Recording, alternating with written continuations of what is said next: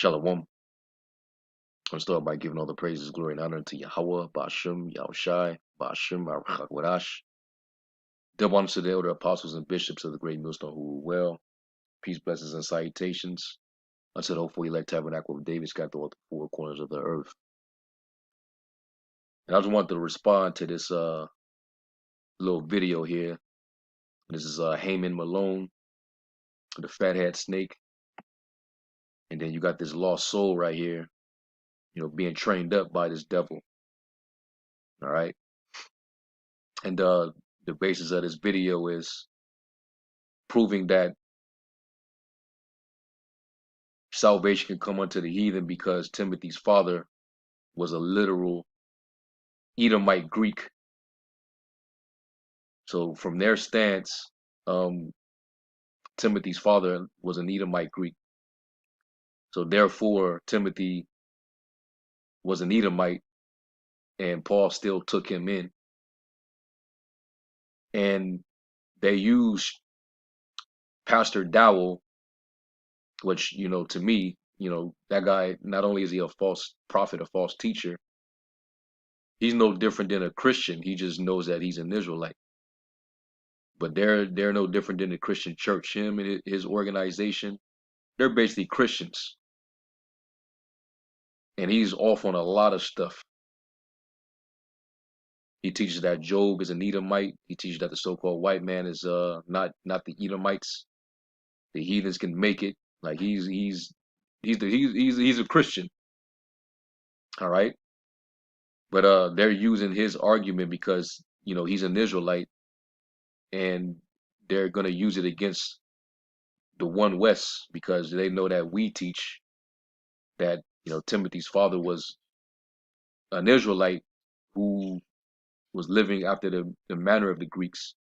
He came up in a Greek way of life. All right. He didn't know he was an Israelite, but his mother, you know, she grew up a Jew. Okay. So they're going to use Pastor Dowell, you know, who teaches that he's an Israelite, and use his argument against what we teach, which ultimately, you both are wrong. All right. Pastor Dowell's wrong and y'all are wrong. But let me play it, and we'll let y'all listen.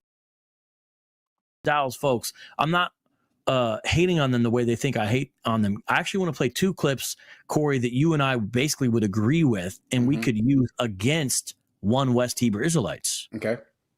It's clip 4 and 5. I don't know if you have a different order, but it's the one about Esther and the one about Timothy. There's two different ones. Okay. But yeah, check.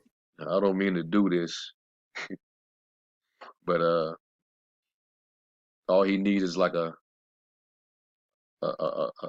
band or a ribbon band tied around his head, this bald head. He remind me of Leonardo, the Ninja Turtle. You know, I'm just that was the first thing I thought of, man, just looking at this guy, man. Jake is lost, man. And you could tell that he's very impressionable, and he's just being trained by this damn serpent.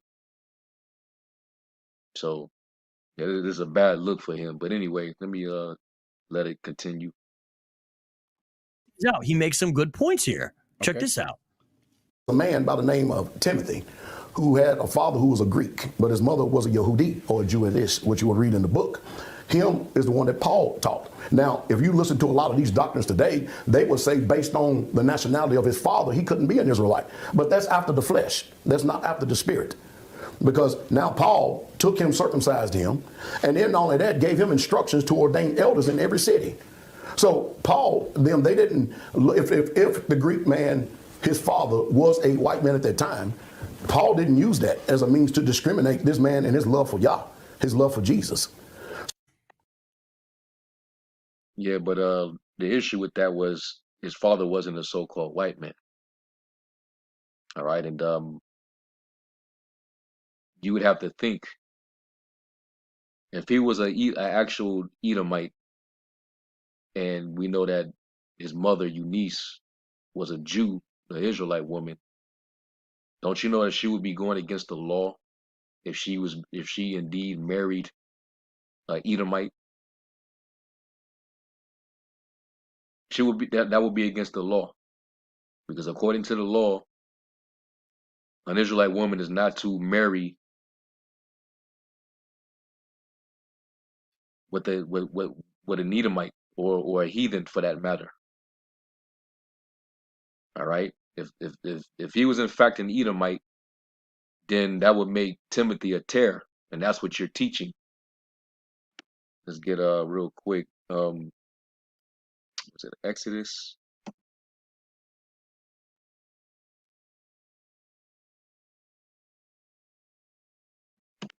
Let me see something real quick.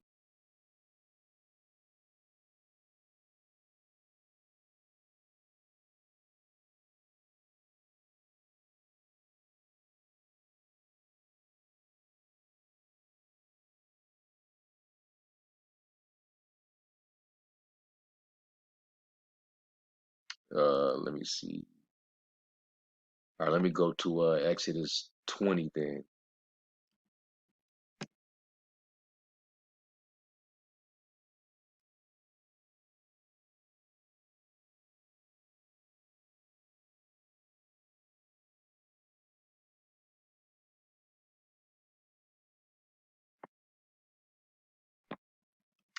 All right, let me type this up.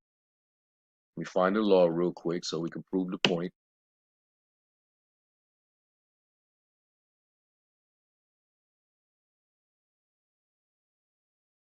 Yeah, so I passed it. Let me see.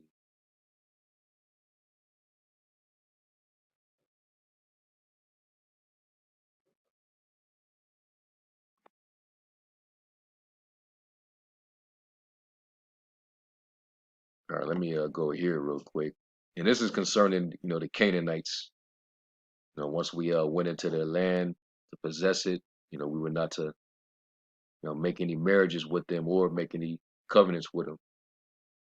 Deuteronomy 7:2, it says, "And when the Lord thy power shall deliver them before thee, thou shalt smite them and utterly destroy them, and thou shalt make no covenant with them, nor show mercy unto them. Neither shalt thou make marriages with them. Thy daughter thou shalt not give unto his son, nor his daughter shalt thou take unto thy son." All right. And even though this applies to the Canaanites, it also applies to the other nations as well. Let's go to Exodus 34.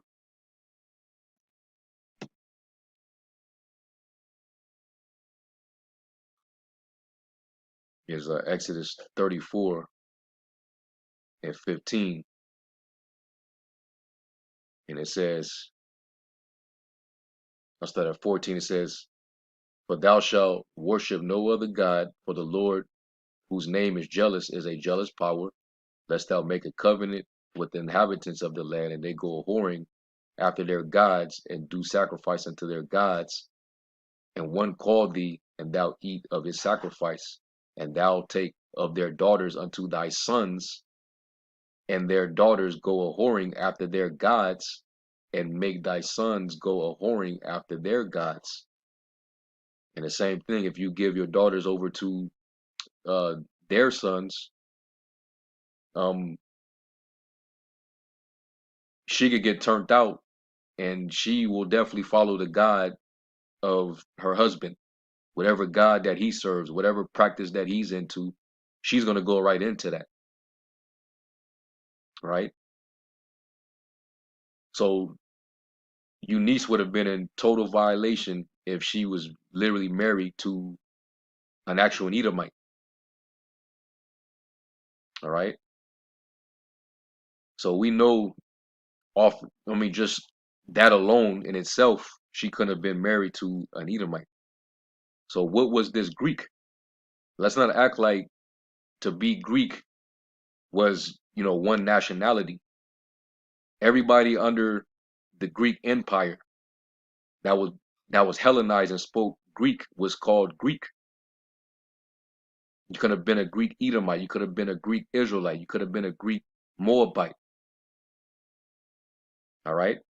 Everybody that was under the the sovereignty or jurisdiction of the Greek Empire. You was considered a Greek as long as you was speaking Greek and worshiping Greek gods and keeping Greek customs. All right. So what Greek was Timothy's father? Now, when you go into the history, there was a lot of Jakes that were scattered amongst the Greeks. This is why the Lord said this.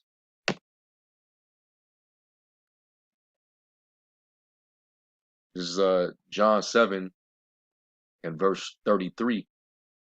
It says, Then said Yahawashi unto them, Yet a little while I am with you, and then I go unto them that sent me. You shall seek me, and shall not find me. And where I am, thither you cannot come. Then said the Jews among themselves, Whither will he go, that he shall not find him? Will he go into the dispersed among the Gentiles and teach the Gentiles? So why were they saying this about the Lord when he said that where he's going to go, you will not find me? All right. Why did he say that? Why did he say you're going to go to the dispersed, the diaspora, who are among the Gentiles? Now, what are these Gentiles? What in what context? Well, if you actually look it up, the word is Helen.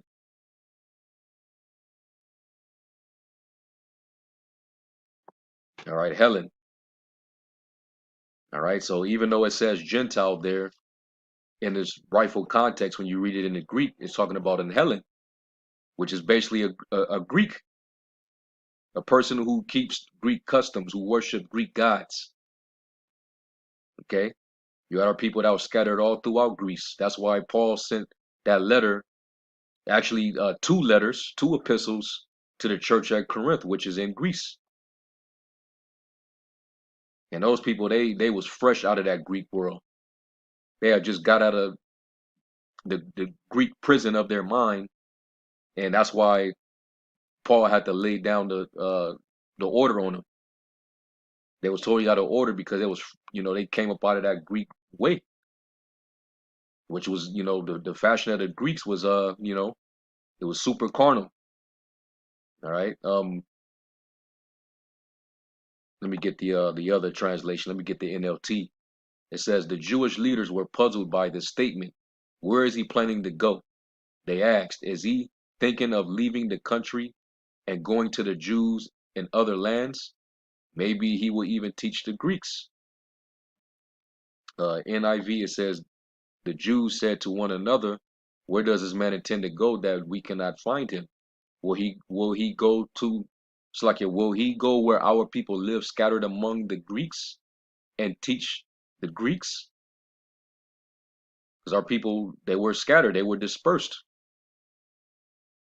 All right. So you know that they had to have, when they were mingled among them, they had to have learned their ways, just like they did with the Canaanites. Earlier in the history. That's what our people was always doing. That's why the Lord, when we first went into the land of Canaan, he was saying that, don't make no covenants with them. Don't give in marriage to them. And all their altars and all their groves and images, you are to destroy it, because it will become a stumbling block to you. Let's get I think it's in Psalms 10.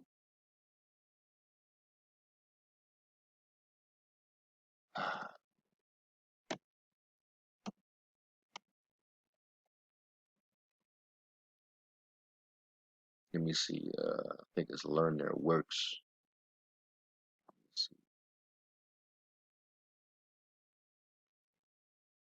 There we go. It's Psalms 106 and 35, and this is in the NET. I'll start at 34. It says, they did not destroy the nations as the Lord had commanded them to do. They mixed in with the nations and learned their ways. See that? And our people always did that. wherever they were scattered, wherever they went migrated, they would start to fall away from their own heritage and the customs that come with that, and absorb the ways of the nations of people that they're living amongst. Our people will go over to Mecca, they'll go over to Saudi Arabia or over there in the Middle East and learn how to speak fluent Arabic and become a fully devout Muslim. That ain't their religion, but that's our people to this very day. All right, it says they worship their idols, which became a snare to them. Same thing applied during the Greek Empire. And this, in that particular captivity, they were forced into it. So how do you ignore that history when you want to deal with Timothy's father? How do you not know that his patrilineal ancestors weren't the Jews who were forced to become Greeks? How do you just leave out that impactful part of history? That what happened there left a big impact. It affected our people majorly to where they became a whole different identity. Let's get it. Let's get that real quick. Let's go into it in the Maccabees.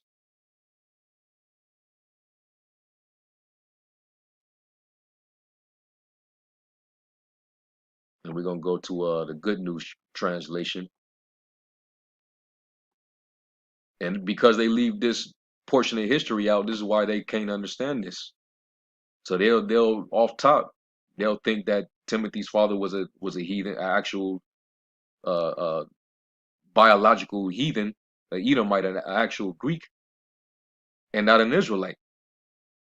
So let's get I want to get first I'm gonna start with First Maccabees, dealing with what Antiochus Epiphanes did, which they know this history because we bring it out a lot. And we're gonna start at verse 40.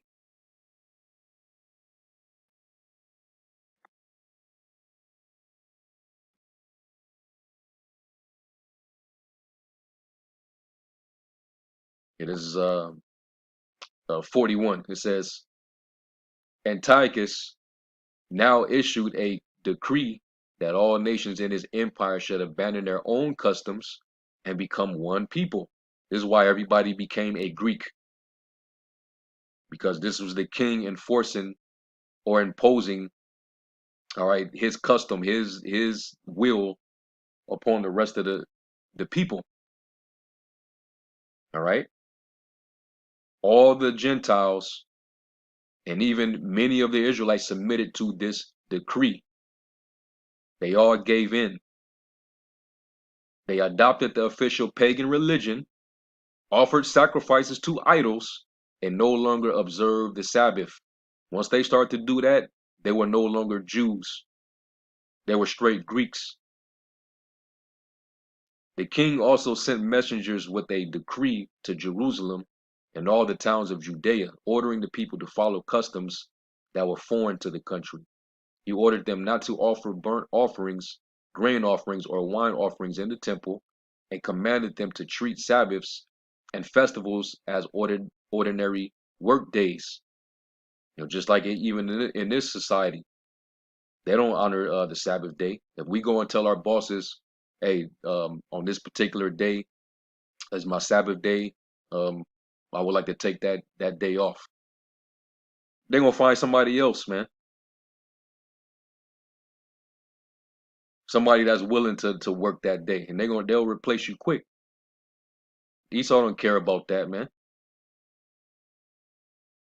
It says they were even ordered to defile the temple and the holy things in it.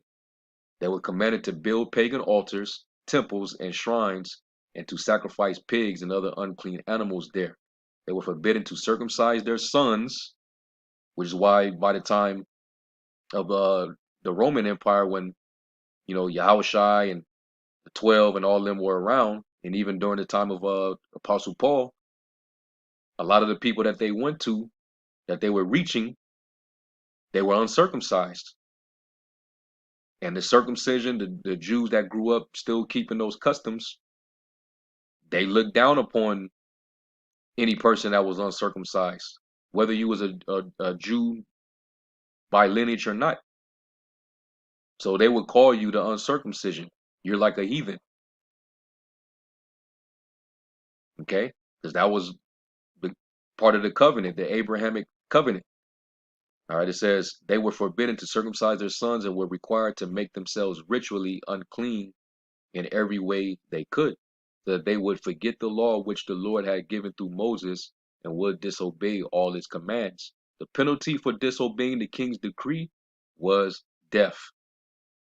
So a lot of our people had to die in order to, keep, their traditions and the laws, the statutes.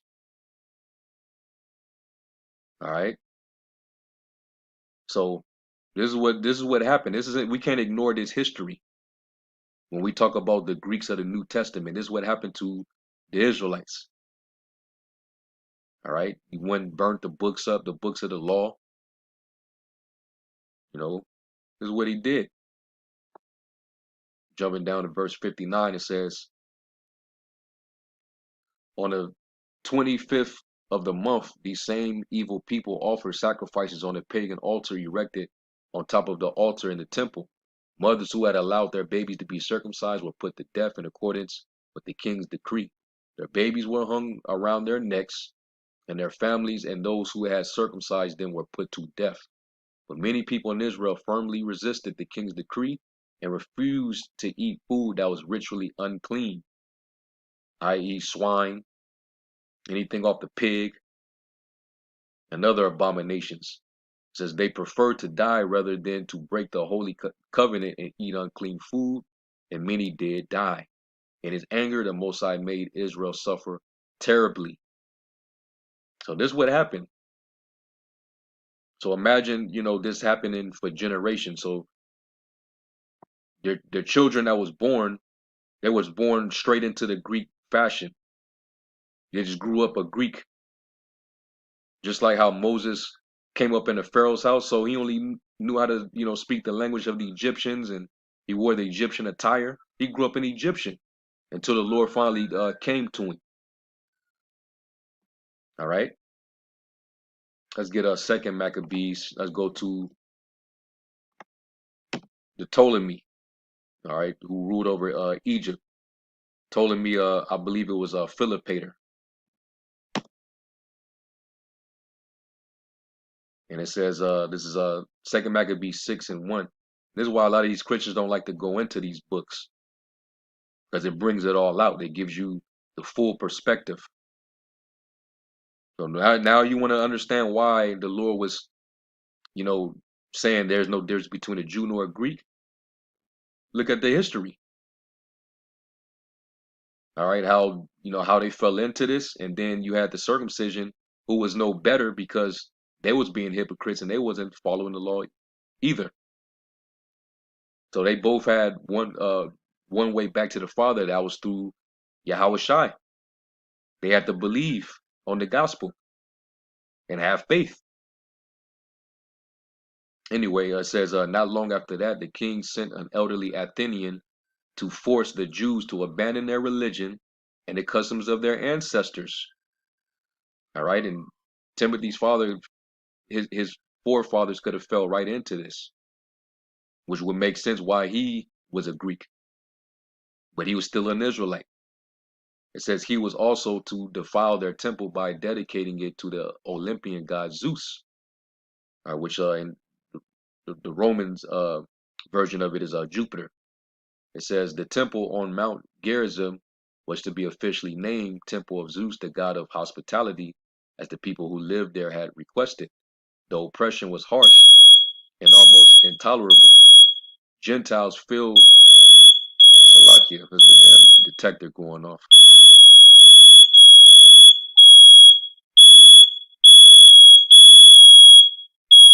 You put some bread in the oven.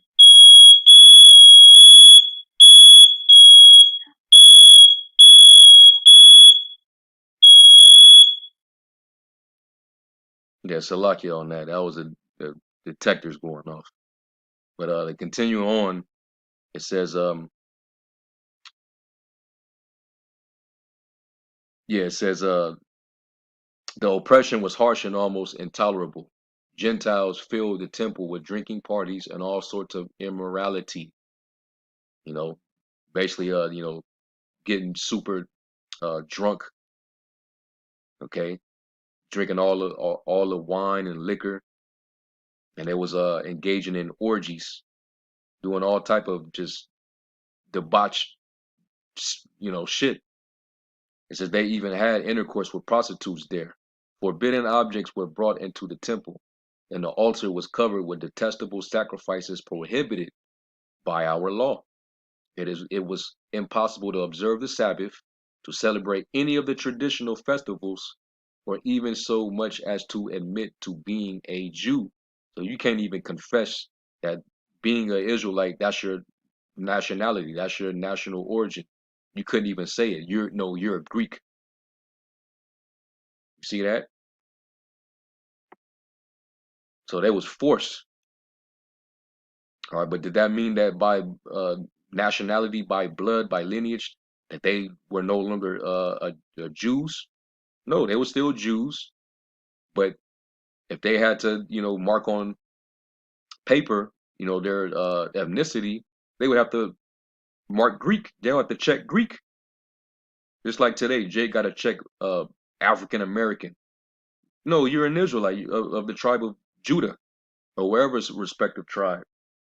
But now you have to check African American. All right.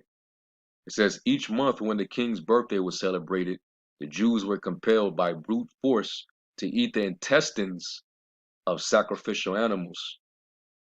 All right, and we was going into this at camp. I believe that was yesterday.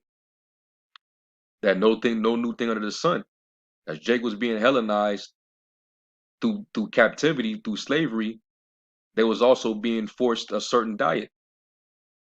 So Jake got accustomed to eating this crap, just like in this captivity.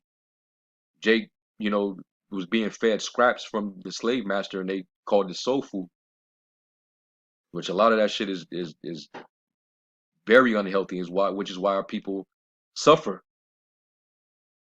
have all type of ailments and diseases, eating chitlins, man. When I read this in this translation, that I immediately thought about that intestines of sacrificial animals. Well, the main animal that they was sacrificing on the altar that was abominable was swine's flesh. So what's the intestines of swine? That's chitterlings, man. And Jake eat that today. You go down south, Jake tear that up with some hot sauce on it. No new thing under the sun, man. So yeah, if Jake was eating some damn chitlins, he was more than likely a damn Greek. Because to be a Jew, you would detest that. But that's what was going on. So just think about by the time you had the scribes, the Pharisees, the chief priests, you had all them in the circumcision in Judea, and they know about the Jakes that were part of this diaspora, and they were living after this manner, eating chitlins, bald heads. They probably had Greek brand marks on them. So they just knew in their head the Lord is clearly not dealing with them. Well, hey, that's Timothy's father. All right. In his mind, he was a Greek.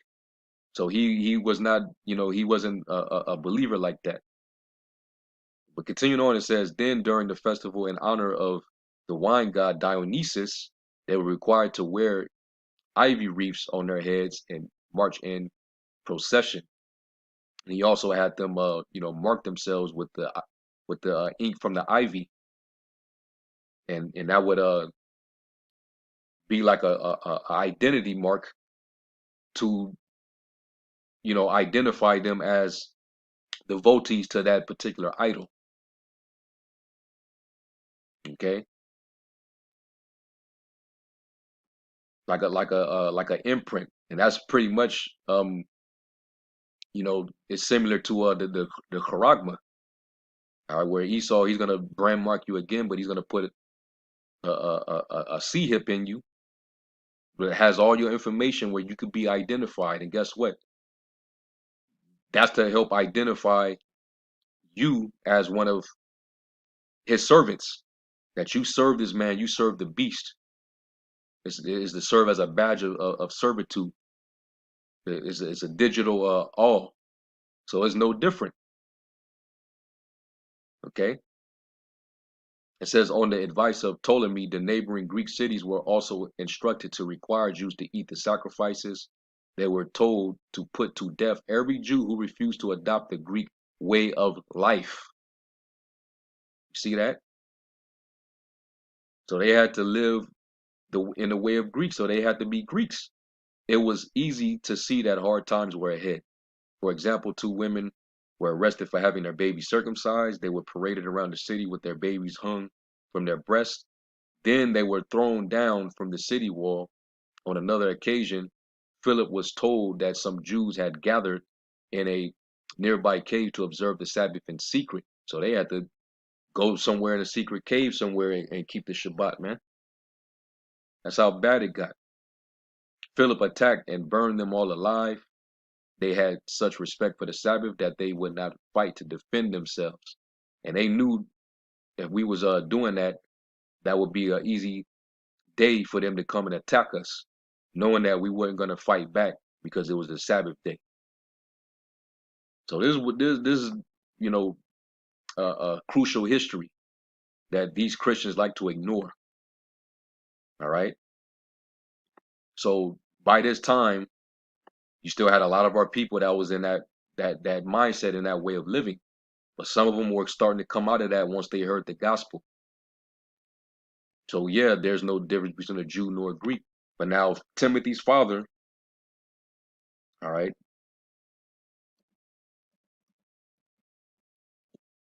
he was one of those people, man, that he was just into that lifestyle. But his mother knew that he was an Israelite. That's why she got with him. And you don't know if her belief, you know, her faith, because Timothy came in through his grandmother and his mother. They were in the faith. All right.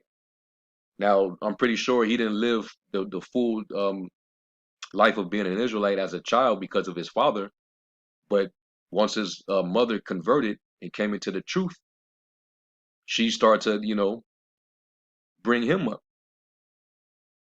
All right, Acts 16:1, it says, then came he to Derbe and Lystra, and behold, a certain disciple was there named Timotheus, the son of a certain woman, which was a Jewess, and believed, but his father was a Greek. Okay, and her being a believer, you know, who knows if she could have had him she could have sanctified him. Because remember what he told the church of Corinth, which is in Greece, that a unbelieving husband is sanctified by the wife. How we forget that? Now we don't know. I mean, because the scriptures don't give detail about it, but it could have been a possibility. We don't know. Yeah, 1 Corinthians 7 and verse 13, it says, and the woman which have an husband that believeth not, and if he be pleased to dwell with her, let her not leave him. And I'm pretty sure, even though he had a difference in religion, he was pleased to dwell with her. Because I'm sure, her being a woman that came up, she was in order. So no, she didn't give him a hard time. She, didn't say, I'm going to divorce you and get with an Israelite brother that believe. No, that would have been adultery. He was an unbeliever, but he was pleased to dwell with her. Okay. It says, and if he be pleased to dwell with her, let her not leave him. For the unbelieving husband is sanctified by the wife, and the unbelieving wife is sanctified by the husband. And IOIC, they stay breaking this this scripture right here. They stay breaking that. It's like this scripture don't even exist in the IUIC. Because they teach those men that if she ain't, you know, with it, if she's not on the level that you on, as far as believing and keeping the high holy days and all that other stuff, then you got to get rid of her. And that is so not scriptural. All right. She's bound under her husband by the law as long as he lives. So what the hell are you doing? What type of counsel are you giving? It says, else were your children unclean, but now are they holy. All right. But we don't know. This is, it was just a little given. It didn't matter because this was really about, the history of the Acts of the Apostles and what they went through in the ministry, you know, time after Yahawashi left. All right, the missions and the journeys and all the different things that they did. All right, within the ministry and all the people that came in. All right, so I'm pretty sure they understood that. All right, he just because it says that he was a Greek, that doesn't mean he was an Edomite. You had Israelites that were Greek, but some of them were coming into the faith and they were believing. You even had some Greeks that came to the Passover to see the Lord, and these wasn't no actual Edomite Greeks. Yeah, John 13.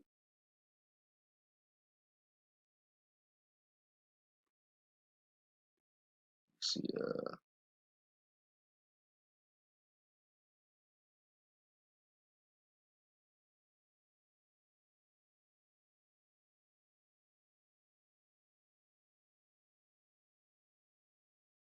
damn, did I skip it? Hold up.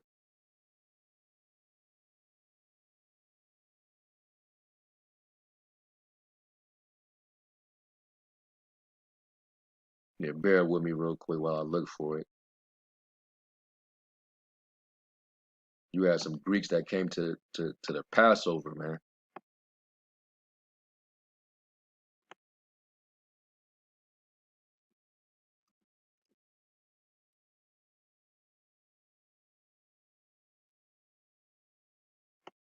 Okay, so it was John 12. So this is John 12 and 20. It says, and there were certain Greeks among them that came up to worship at the feast. What are these Greeks coming up to worship at the feast for? Because we know that Israelite males, 3 times out of the year, they're supposed to come up to Jerusalem to worship at the feast. So who are these Greeks? They were Israelites. Okay. So this dude, Pastor Dowell, this guy, he's a straight Christian with a Christian understanding. The Lord ain't dealing with him, and I guess y'all think this makes you right because he's teaching the same narrative that you teach. No, you both are wrong. All right, Dowell's wrong, and y'all are wrong. Timothy's father had to have been an Israelite, but he lived after the Greek way of living. All right. So Timothy was an Israelite. Ain't no heathens coming into this thing at all. Titus included. Titus, he was an Israelite. All right, that Ethiopian eunuch that Philip baptized was an Israelite. We can prove all these things, man. Cornelius, Israelite. That Roman centurion that had faith, that had his servant healed, Israelite. These were all Israelites, man.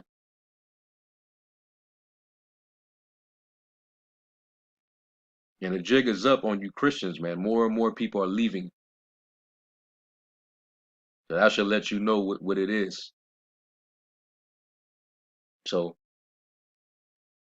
that's you know, pretty much the end of the lesson right there. I want to go into that, and Lord willing, this was edifying. Call Lord Yahawah Shalom.